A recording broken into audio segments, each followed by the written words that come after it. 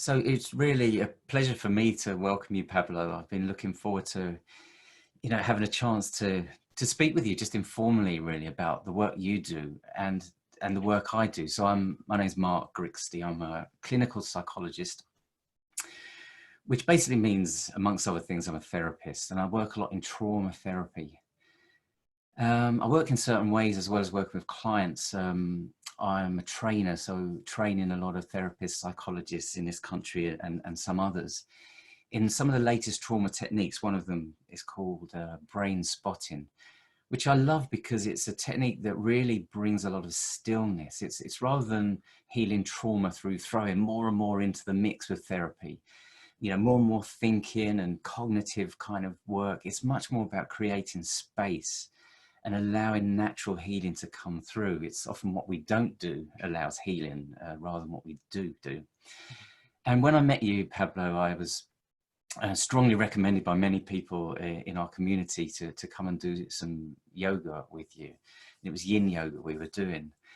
And it was just, I had been doing yoga for some years. It's just part of my regular personal practice. But working with you as you took us, through the practice and was speaking to us, it was just so illuminating for me because it really resonates with everything I believe with as a therapist about how we use space, our relationship with our bodies and our minds. And you were talking about wonderful things, sutra and all sorts of sort of historic and Eastern approaches to how we heal, really. Mm-hmm. So resonant with me. I thought he's great. I've got to get him in an interview one day just so we can have a chance to bring our thoughts, but also our approaches together. Maybe East meets West to some extent.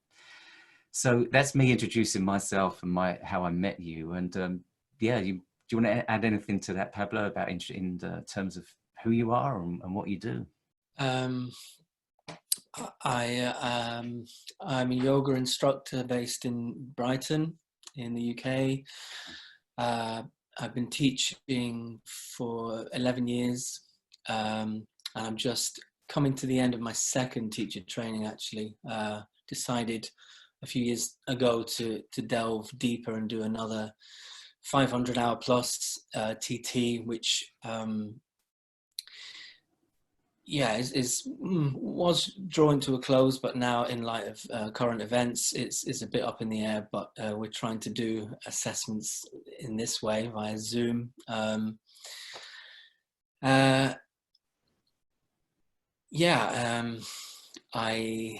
am a musician as well, and the more music I make and the more yoga I practice, the more the boundaries between those things drop away.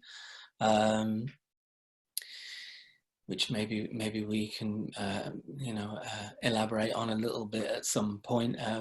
But it's the work. For me, it's someone described it as the work. So I don't really. I don't have a particular style of yoga that I teach or practice, really. I teach what feels intuitive, and that's what this current training that I'm doing is all about, sort of emphasizing what is yoga really, what does it mean, and I'm a father, which is part of the work, as you know. Yes, I don't think there's much else I can say. Obviously, we met under the same circumstances that you described, and I was, it's very humbling to hear what you're saying about the impact. Makes me maybe recognize that people go away from the practice and weave it into their lives and their chosen vocation or whatever their thing is. It maybe sparks something in that, which is the nature of it, is that it's kind of all pervading, and yoga isn't a form of fitness or exercise, but rather an awakening to interconnectivity, which and therefore anyone and everyone can get something from it, and you don't have to be being bendy. Sometimes I say being flexible. People think that you need to be flexible to do yoga, and that's a bit like saying I'm too dirty to have a shower. It doesn't make any sense. Flexibility isn't a prerequisite for yoga, because while we do use the body in asana, in posture work, that is just one method. That's one way in. So that's a fundamental misunderstanding about what yoga is. Wow, that's lovely. I mean, it's so many thoughts already firing up for me. One is you in several ways there. You were talking about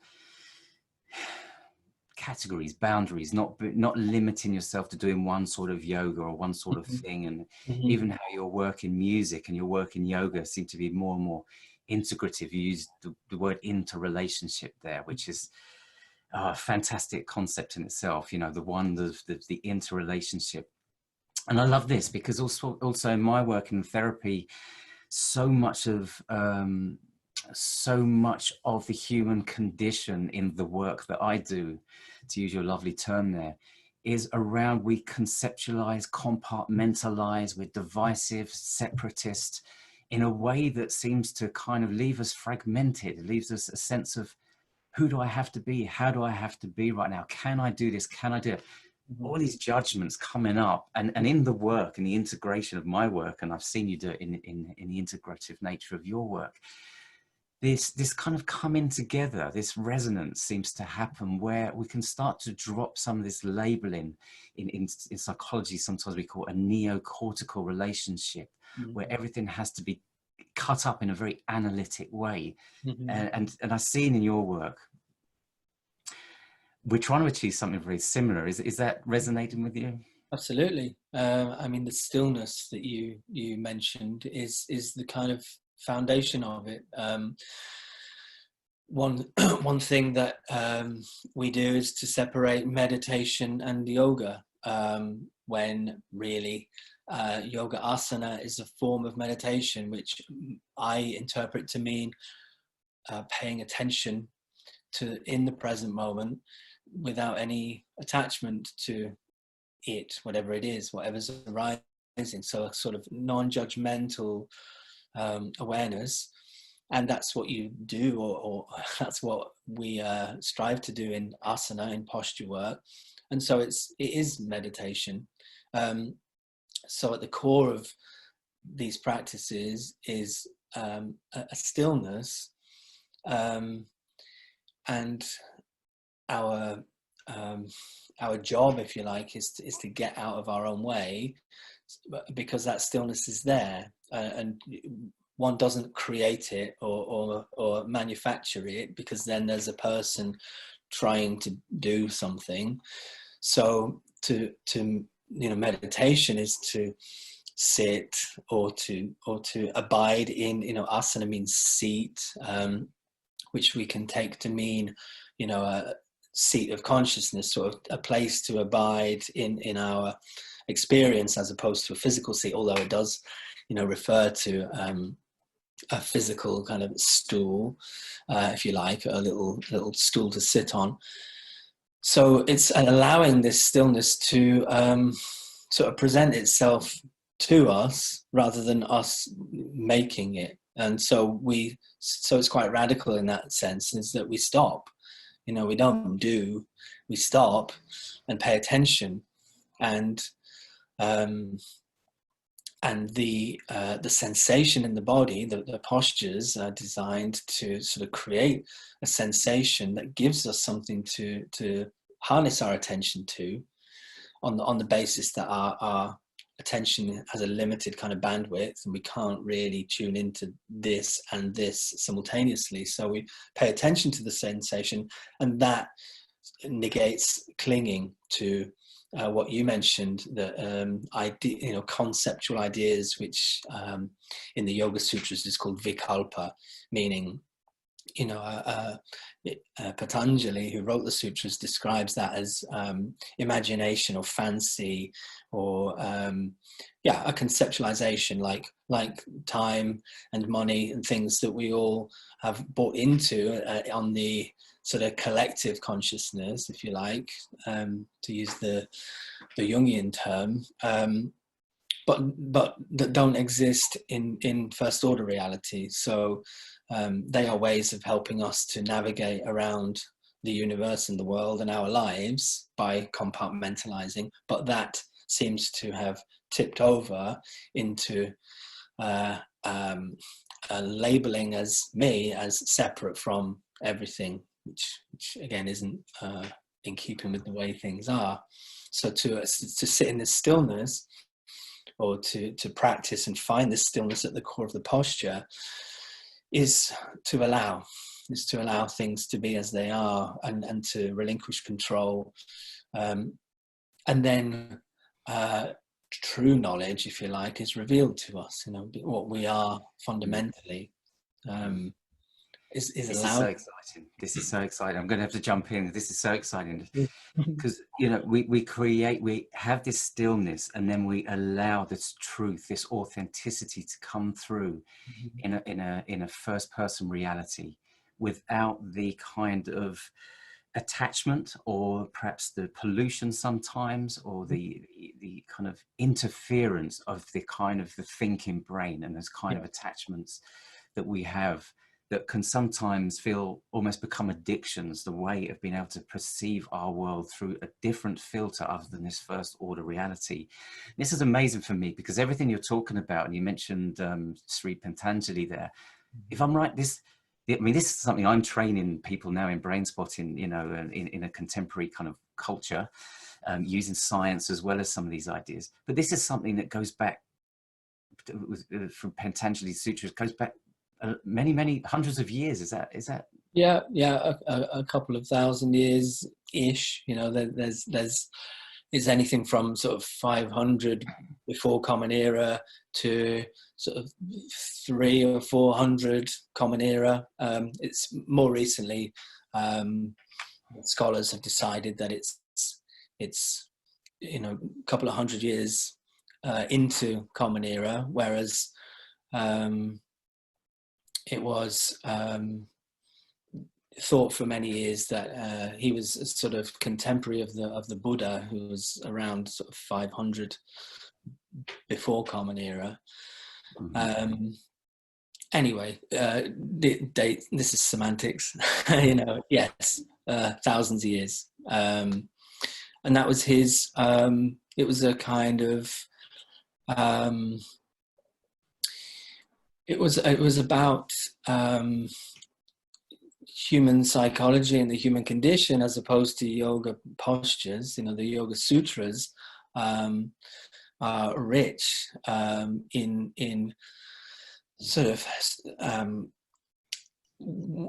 a kind of way to navigate to the core of our experience, which we can use in asana. But asana is only mentioned a few times, you know, 2 or 3 times in 196 aphorisms. So it's more like a treatise on, and he's often described as a codifier, or he took ideas that were already there. He didn't kind of this wasn't original necessarily. He took, for example, Sankhya philosophy and Buddhism, and sort of incorporated these ideas into this. I mean, you can read it in an hour. You know, it's very digestible. But yeah, it's often described as a kind of a way of navigating human consciousness, rather than anything to do with what modern postural yoga is concerning itself with. But modern postural yoga can take all this stuff and should and incorporate it into the practice, because he's getting to the heart of what yoga is. which is stillness, Nirodha, he calls it. Yoga, it's a very famous sutra, the second sutra, Yoga Chitta Vritti Nirodha, meaning yoga is when the fluctuations in heart, mind, chitta become spontaneously still, Nirodha, and in that rests Swarupe, one's own form, what you are before or beneath what you think you are, or what conditioned knowledge has led you to sort of hold on to as a fixed self.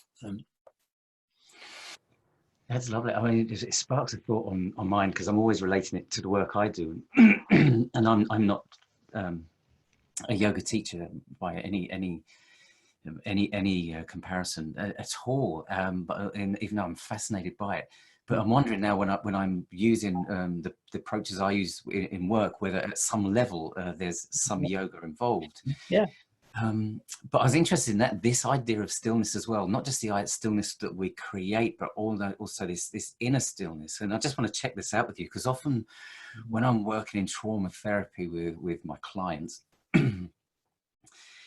we create this kind of stillness. There's not much speaking going on, so we can kind of drop down into the deeper brain, where a lot of the emotional, perhaps even spiritual parts of our kind of body and brain resonate. Yet often in working in trauma, there's a complexity there, and it doesn't feel like stillness. It may be phasic and move through different levels, but sometimes internally there's really strong edges. There's kind of very, very powerful activation that's happened that can be spoken about emotionally, but it's usually embodied. It's usually kind of a felt sense that's going on. And this is really rich in the work, because this is usually where the healing lies.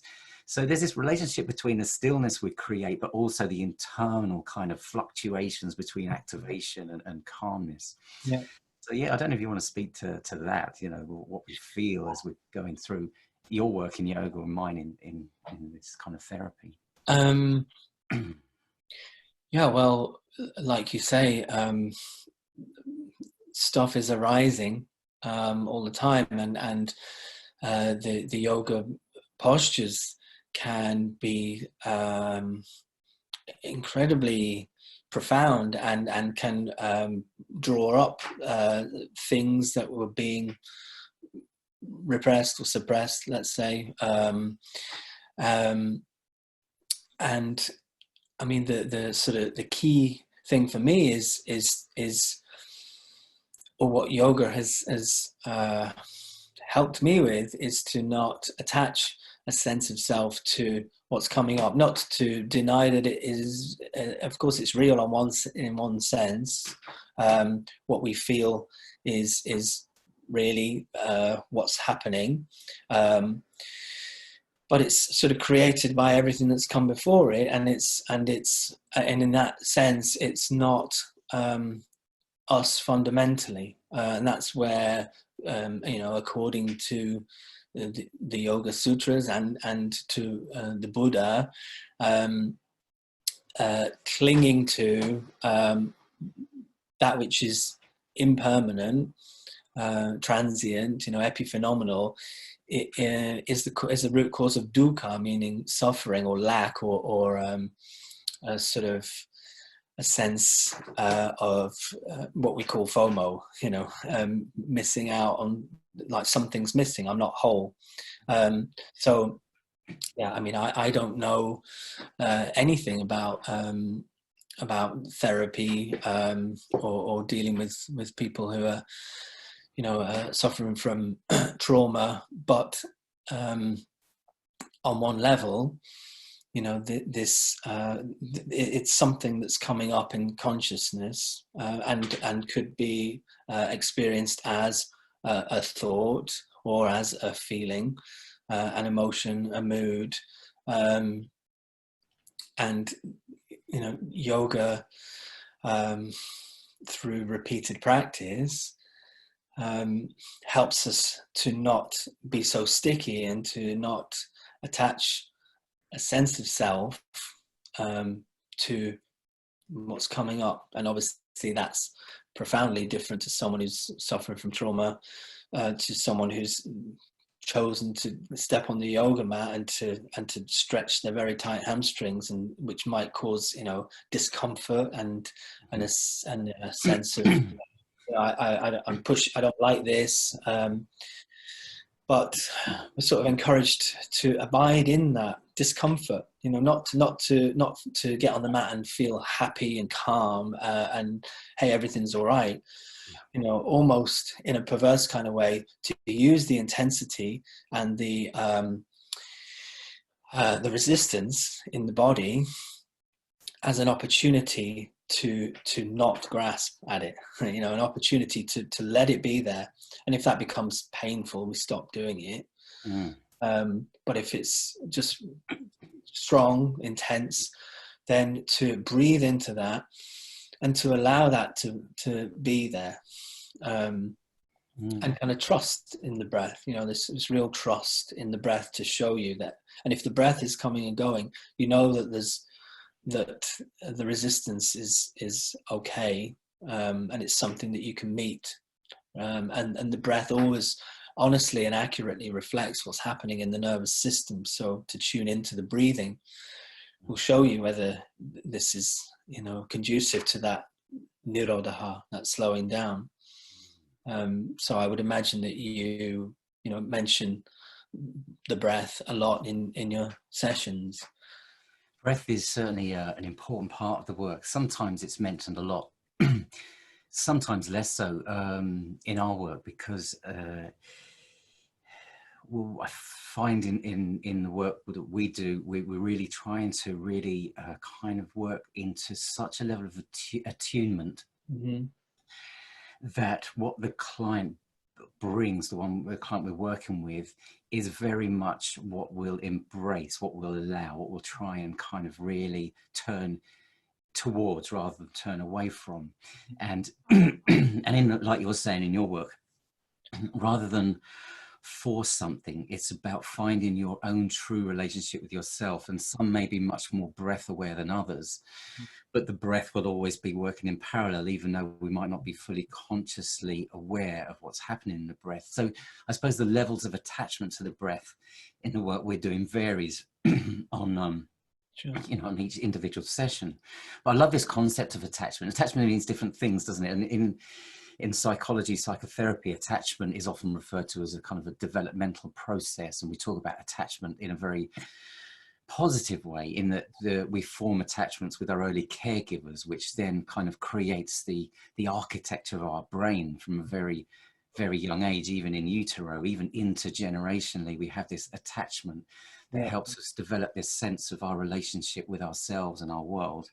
Whereas also I'm interested in your descriptions, which I know they're in the sutra, about attachment sometimes being that we might be attaching to something that is feeling, you know, we can attach almost perhaps in an addictive way to something that is actually not truly us. We can be attaching to representations of ourselves. Perhaps in psychology we might call it a neocortical construct that is a secondary representation of our true self, or that primary self you were talking about, which we can really find again if we let go of the thoughts about who we are and what we've done into how we are. Then there seems to be a slight shift between who we think we are and actually who we are in presence. Is that an important part into dropping into the absolutely. I mean, what you were talking about in terms of these traits or sort of things that arise, they're called samskara in yoga, and it means a sort of impression. It's not negative necessarily, negative or positive, kind of like a footprint on the psychophysical body that's been left. And what you said about it might be, you know, even from before birth, you know, that resonates. It can be that, you know, just someone who looked after you when you were a child, and you sort of remember that energetic signature, if you like. It's kind of gone in, even if you don't, even if it's not in your immediate recall, Mm. it's gone in, and it's been left as a footprint. And so if you saw someone in the street who resembled that person, you might have a sort of what we would call raga, meaning kind of energetically drawn towards, and dvesha is aversion to. So if someone treated you badly when you were young, then you might see someone who, this is crude, but I'm simplifying it. You might see someone who resembled that person, without even having remembered, the initial thing, and it could bring up, for reasons that you can't understand at the time, it can bring up this dvesha, meaning aversion. And these samskaras are sort of quite clever in a sense, and they will arise in our practice and try and convince us, you need to stop a bit and go and have some cake, or you need to, you've done enough, or don't do that posture because, and they're sort of manipulative, and it's discernment, sort of recognizing when you're being governed by these things,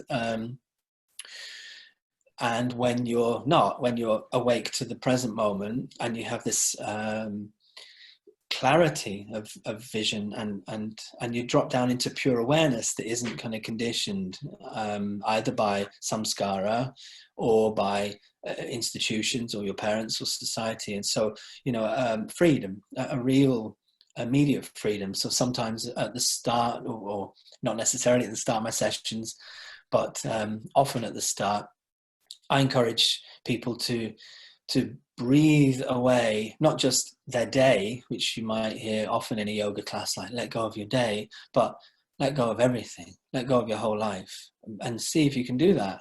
And people think that that's ridiculous, Pablo, I can't do that. Well, why not? Can't you breathe away everything that you're kind of holding on to, and then that by implication means to arrive here in this moment with these sensations as they pass through, these thoughts as they pass through, and if you let them, they will merge back into consciousness from where they came, and it's this sort of immediate attachment to stuff as it comes up, and false identification. Bhranti Darshana is called wrong view, to think that's me. I had a happy thought, and I'm a happy person, or I have sad thoughts, I am sad. Again, this is crude and oversimplified, and you probably have better ways of explaining it. But, from my angle, it's just this, and it's kind of inconceivable in one sense. How could I be really free of all that stuff? By practice, and just learning, using viveka, which is discernment, to recognize when is my experience being kind of driven by what's called ashmita, meaning I amness. So that would equate to, the Freudian, Jungian ego, individuated self. When am I being driven by that? And when am I not? Actually, when am I listening to what's arising and not? And then that begs the question, well, who wants to know? What is this awareness that is able to see this stuff coming up? And then, you sort of recognize that the weather isn't the sky. The clouds come and go, and these thoughts come and go, but they're not you, because you are pure awareness. This is lovely. You're asking us a lot though here, Pablo, because you're asking us to leave our sense of who we are. And the first time I was in one of your classes, and you invited me to not just let me go, let everything go. And just when you repeated it then there, I get two senses. One sense is an absolute sense of relish at doing that, just to let go. The relief of doing that is immense. The other thing I feel naturally just coming up, and I noticed it popped up in my body when you said let go, not just that, let go of everything, is one of an underlying fear as well. Yeah, of course. Because if I let go Yeah. of my sense of who I am, my attachment to what is a mark and what is a psychologist, and all these little labels I've got to identify myself, you know, the kind of person I am. Yeah. Yeah. Then when I drop down into that with yoga meditation, and I'm using those now without a separation between the two, but with yoga meditation, part of me is afraid of what I'll find. Part of me is afraid, and I get this with my clients very much so, working into their trauma. If I actually drop down into this, if I turn towards this kind of present felt sense of nowness and let go of all these labels and conceptualizations, hold on, what am I going to meet? And Yeah. that can feel scary. Yeah. Yeah. Yeah. Of course. And I absolutely hear you 100%. I feel the same. You know, it's not that I have arrived at some point where, you know, I'm just this dude talking to you now. I've got all that baggage, and it's constantly coming up. Yoga has just softened the edges a bit for me, but don't think for a moment that I, you know, don't attach to stuff. Yeah, I mean, when I mentioned raga and dvesha, these are two of the kleshas. Kleshas are afflictions that Patanjali lays out. There are 5.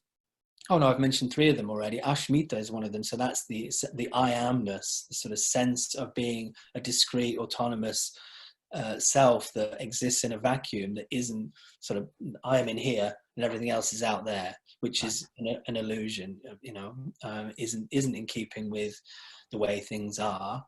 Raga and dvesha, these sort of energetic pulling towards or pushing away. And the 5th one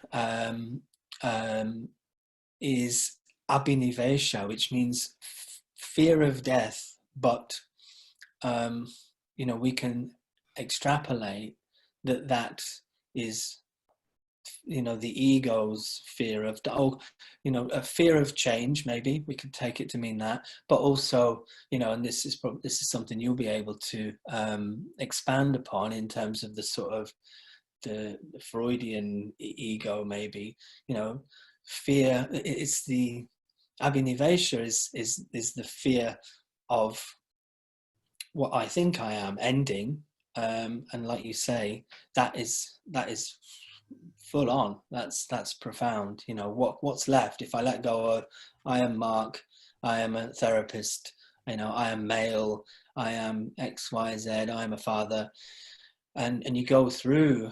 You know, I went on an artist retreat a couple of years ago with a guy called Laraji, a wonderful musician, who also does yoga and meditation, and kind of he makes a beautiful immersive music that's conducive to getting lost and absorbed, which is what yoga is, really being absorbed in whatever you're doing.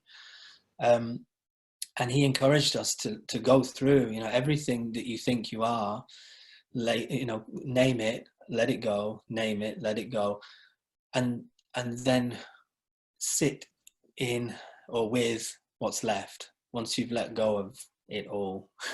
And that is just a way of orienting us to the center of our experience, which is all the Yoga Sutras are really, or any text or any practice is this orientation to the core of our being, you know, and this sort of realization or recognition that what we are is an expression of everything, and there's no actual that the boundaries between I and other is a construct.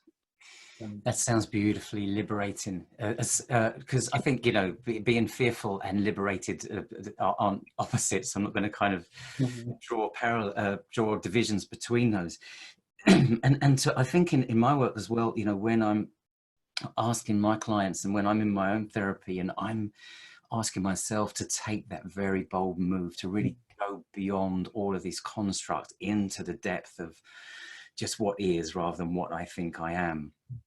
It's like you know, it's like this journey, and I think it probably is a lifelong journey, maybe even longer than that, towards the truth. And I love this concept of the truth, the idea that, you know, if truth is in the Latin derivative of truth is verum, which I understand is meaning, not meaning adding something on it. It's about unconcealing or uncovering something, which is interesting, those words, because it doesn't suggest that we're adding things in. Unconcealing, uncovering actually suggests we're removing things. We're actually creating more space to find the authenticity and the truth within that.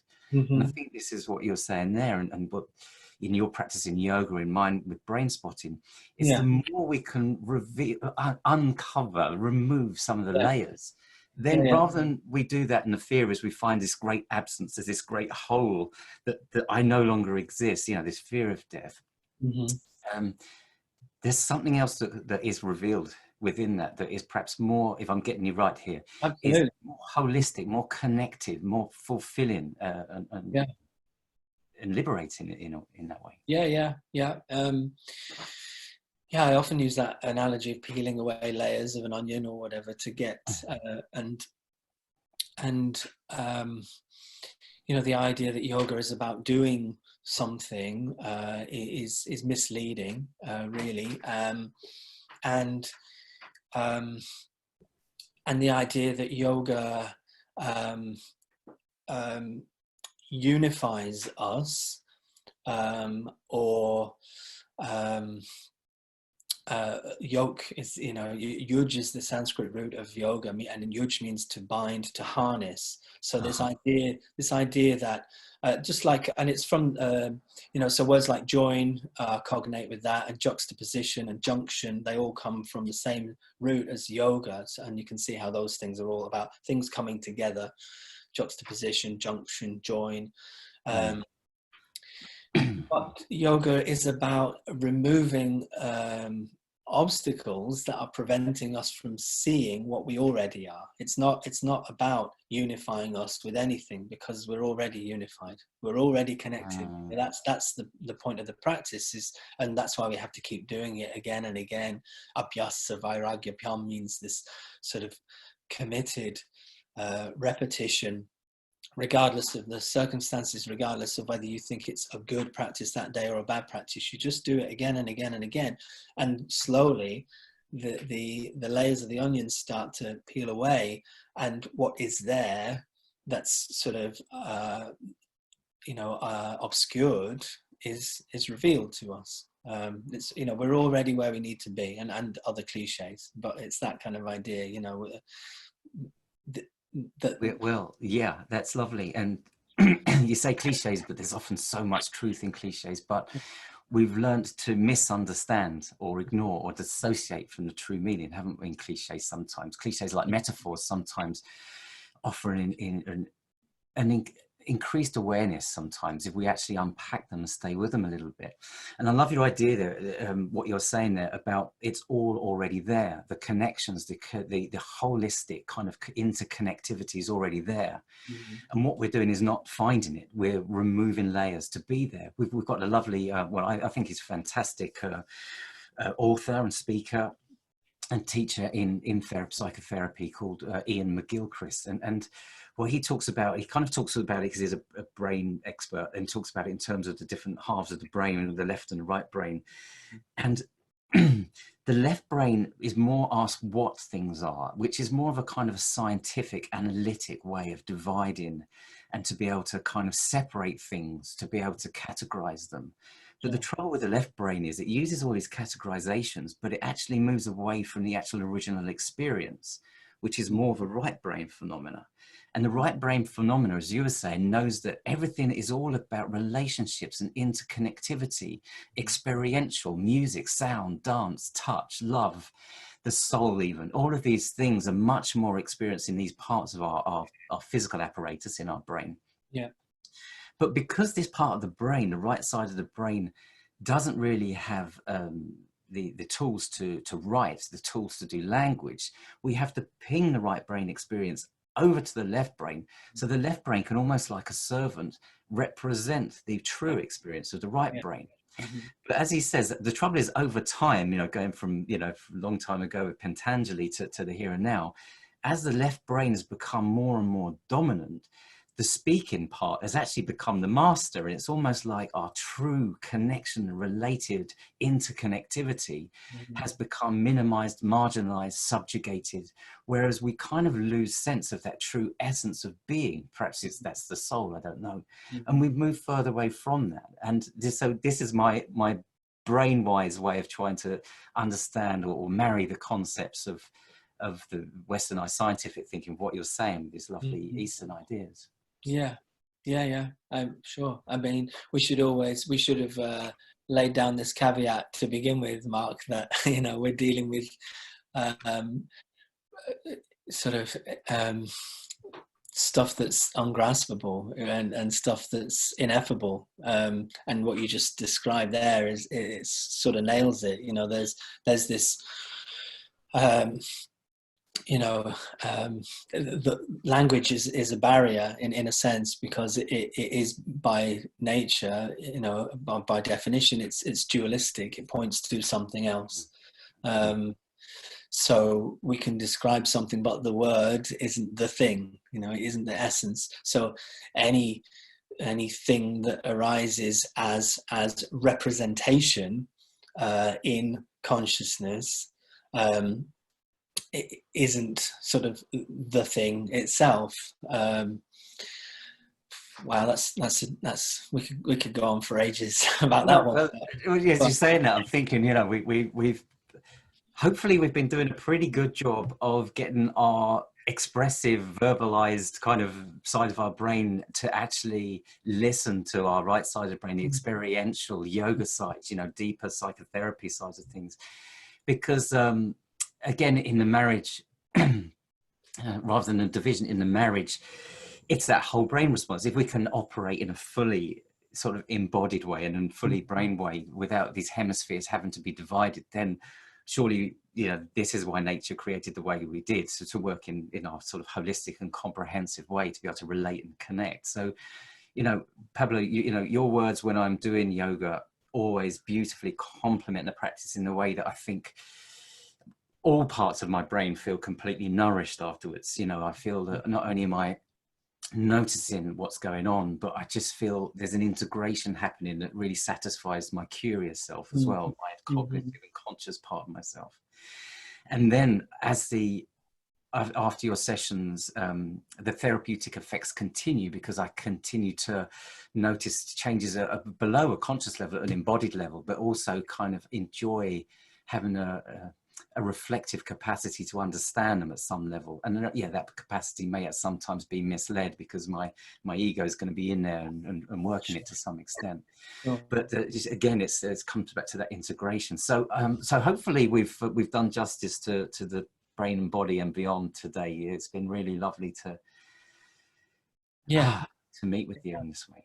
Yeah, likewise. Thanks for inviting me, Mark. Absolute pleasure. And I think there may be more here, so perhaps you'll join me again in the future, and we can expand this beyond the time we've got today. Cool. Okay, wonderful. Thanks.